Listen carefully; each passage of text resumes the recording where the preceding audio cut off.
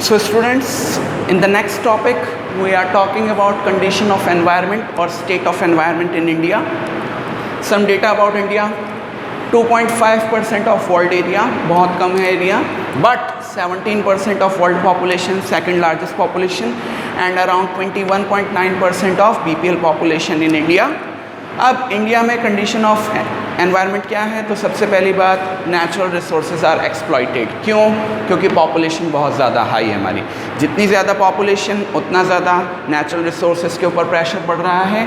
दूसरा, हमने पढ़ा था कि वेस्ट जनरेशन एब्जॉर्प्शन कैपेसिटी से कम होना चाहिए, बट क्योंकि हमारे यहाँ पॉपुलेशन बढ़ती जा रही है तो डेली जो डोमेस्टिक वेस्ट प्रोडक्शन है, इसके अलावा इंडस्ट्रियल वेस्ट प्रोडक्शन है, that is quite high than the absorption capacity.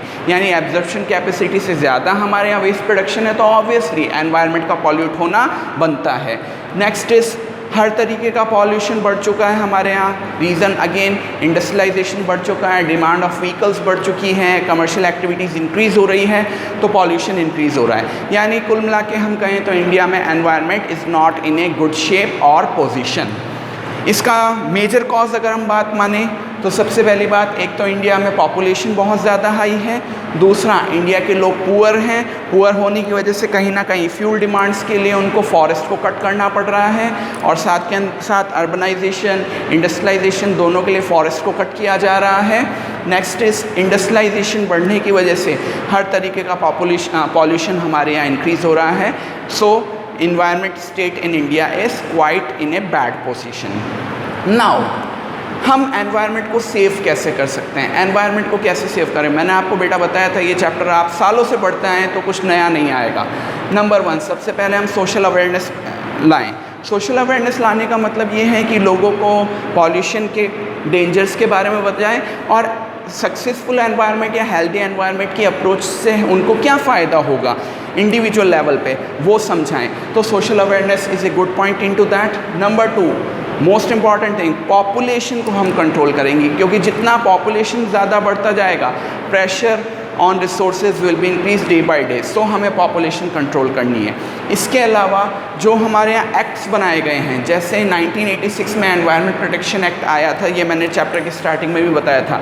तो ऐसे एक्ट्स बनाने से काम नहीं चलेगा, उनका सक्सेसफुली और स्ट्रिक्ट जो हम कह सकते हैं कि इम्प्लीमेंटेशन होना चाहिए, तभी जाके हम एनवायरनमेंट को बचा पाएंगे।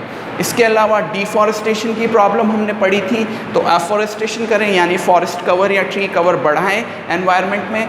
नेक्स्ट इज़, पॉल्यूशन को कंट्रोल करें। पॉल्यूशन हमारे यहाँ एक बहुत बड़ी प्रॉब्लम है, तो पॉल्यूशन को हमें कंट्रोल करना पड़ेगा। नेक्स्ट, वेस्ट मैनेजमेंट हम करें, क्योंकि ये वेस्ट मटेरियल ही अल्टीमेटली जाके एयर को, वाटर को, सॉइल को या पूरे एनवायरनमेंट को पॉल्यूट करता है। तो हमें प्रॉपरली वेस्ट मैनेजमेंट के ऊपर भी बात करनी पड़ेगी। And finally, improved housing facilities होनी चाहिए। क्यों? क्योंकि स्लम एरियाज़ में अगर हम जैसे जैसे बात करें कि हमारे बहुत बड़ी बड़ी सिटीज़ हैं, वहाँ पर स्लम्स भी हैं। एशिया का सबसे बड़ा स्लम इंडिया में ही है, धारावी, जिसको हम धारावी के नाम से जानते हैं। तो ऐसे स्लम्स एरिया ना केवल वहाँ के एनवायरनमेंट को पॉल्यूट करते हैं, बल्कि वहाँ के जो लोग हैं उनकी हेल्थ और लाइफस्टाइल को भी अनहेल्दी बनाते हैं। तो इन सब चीज़ों को करके हम अपने एनवायरनमेंट को पॉल्यूट होने से बचा सकते हैं या उसकी क्वालिटी को मेंटेन करके रख सकते हैं।